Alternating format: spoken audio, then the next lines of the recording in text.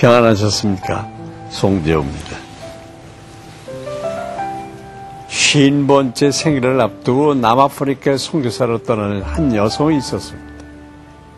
편안한 삶, 안락한 삶을 뒤로하고 떠나는 어머니의 손을 붙들고 자녀들은 눈물로 배웅을 했는데요. 이때 어머니는 이렇게 말했습니다. 울지 마라.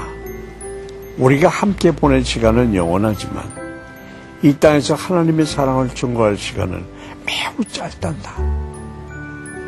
우리의 소명은 두려움 없이 사랑하며 살아가는 것과 할 수 있는 한 온전한 사람이 되는 것이란다.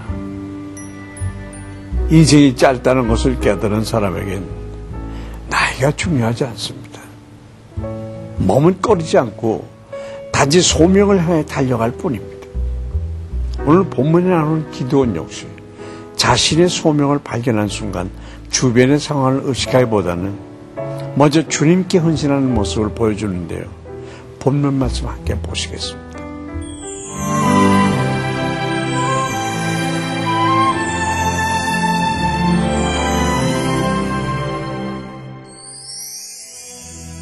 오늘 보실 말씀은 사사기 6장 25절부터 31절까지입니다. 그날 밤에 여호와께서 기드온에게 이르시되 내 아버지에게 있는 수소 곧 7년 된 둘째 수소를 끌어오고 내 아버지에게 있는 바알의 제단을 헐며 그 곁에 아세라 상을 찍고 또 이 산성 꼭대기에 내 하나님 여호와를 위하여 규례대로 한 제단을 쌓고 그 둘째 수소를 잡아 내가 찍은 아세라 나무로 번제를 드릴지니라 하시니라.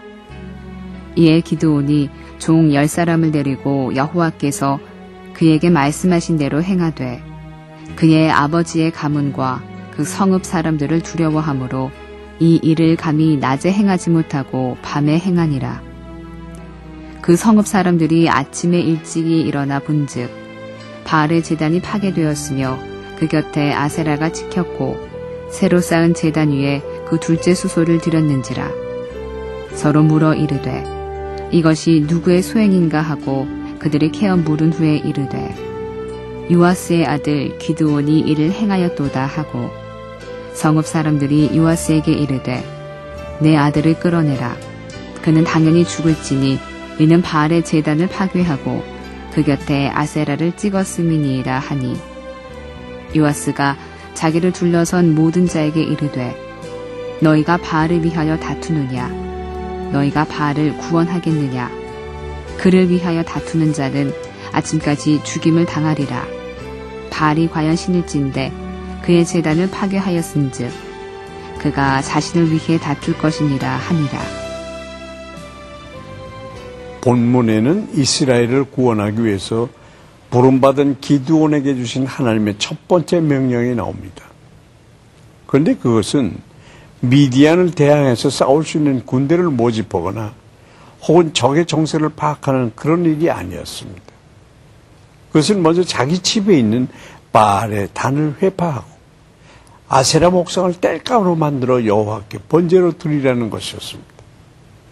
기드온의 집에 우상과 제단이 있었다는 것은 그의 부친이 가문 전체의 우상 숭배의 중심적인 역할을 하고 있었음을 암시해 줍니다. 그런데 보통 부모가 결부된 문제는 대부분의 사람들에게 가장 힘든 문제가 되곤 합니다. 그러므로 하나님의 이러한 명령은 기드온 자신의 우상으로부터 철저하게 돌아서게 함과 동시에 가장 난처한 상황에 처하게 함으로써 그의 믿음을 연단케 위한 것임을 알 수가 있습니다.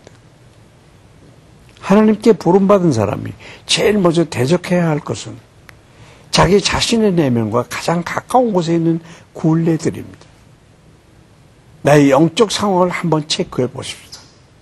나에게 있어서 하나님이 가장 우선순위입니까? 아니면 하나님이 계셔야 할 자리에 다른 것이 있지는 않습니까? 철저히 회개하고 주님 한 분만으로 만족하는 저와 여러분 됐으면 참 좋겠습니다. 결국 기드온은 여호와의 말씀대로 준행하여 밤에 아비 집에 있는 바알의 단을 헐고 아세라상을 번제의 땔감으로 사용했습니다. 그래서 다음날 아침 엄청난 소동이 일어나게 됐고 기드온을 미디안과 한번 싸워보기도 전에 친지들에 의해서 죽임을 당할 위기에 처하게 됐습니다. 하지만 바로 그 순간 기드온은 자기의 길을 의심할 수밖에 없는 말을 듣게 됐습니다. 그것은 우상 숭배의 중심에 서 있던 부친이 오히려 자신을 변호해 주는 것이었습니다. 기드온 아버지 요아스는 바알이 신이라고 한다면 인간이 그를 보호하려는 것은 말이 안 된다고 지적합니다. 그리고 자기의 단이 회파당했으니 바알이 직접 기드온을 심판하면 될 것이라고 주장했습니다. 요아스의 이 명쾌한 논리 앞에 모든 친족들은 할 말이 없어지게 됐습니다. 기드온은 이 기적 같은 변호를 통해서 하나님의 말씀에 순종하고 나아가는 자는 하나님께서 책임지신다는 사실을 분명하게 깨닫게 됐을 것입니다. 상황이 어떠하든지 말씀을 순종함으로 우리의 생각과 기대를 뛰어넘는 하나님의 도우심을 체험하고 있습니까? 말씀을 의지해서 이제 담대하게 나아가십시다.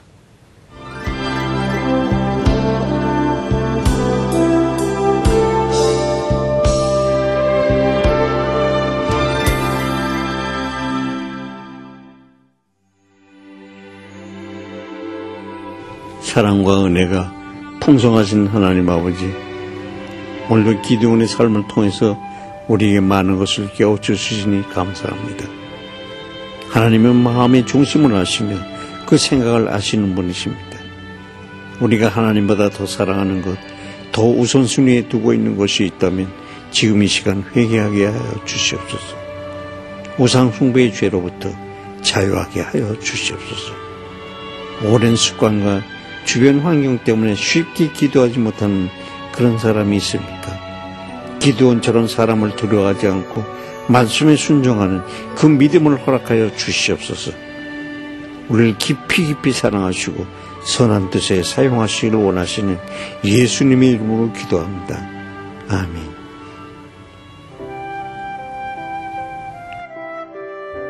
힌두교를 생각하면 당연히 카스트 제도를 떠올리게 됩니다. 1960년대 인도 정부가 공식적으로는 카스트 제도를 폐지했으나 아직도 카스트의 지배가 남아 있습니다. 인도의 마니하르족은 전통적으로 팔찌와 구슬로 된 보석 등을 만드는 신분이 낮은 계층의 사람들입니다. 이들은 인도와 네팔의 테라이 지역에서 가장 널리 퍼진 무슬림 공동체 중 하나입니다.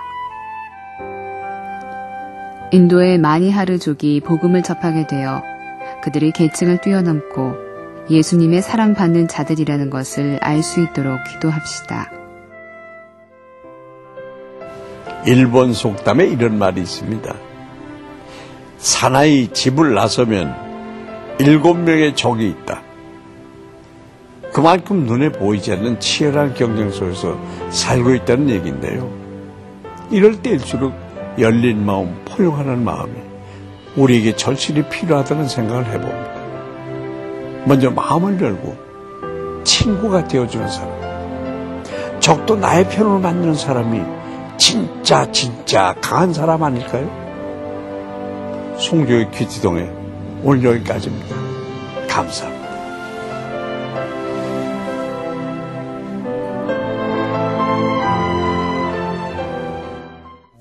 이 프로그램에는 GTM에서 큐티 교재 GT를, 책으로 만나는 성지 순례 답사기 바이블 루트를, 수아영에서 기초 화장품을 협찬해 주셨습니다.